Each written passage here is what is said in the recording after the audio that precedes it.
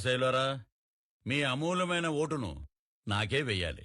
వేస్తారు, మీరే వేస్తారు. మంచి ముహూర్తం దాటక ముందే నామినేషన్ వేసొస్తా. నమస్తే.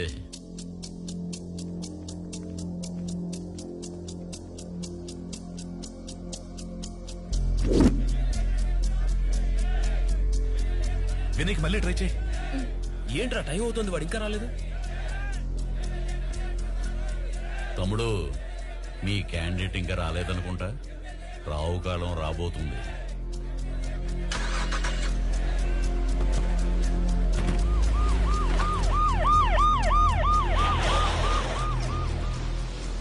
నిన్ను అరెస్ట్ చేస్తున్నాం. అరెస్టా?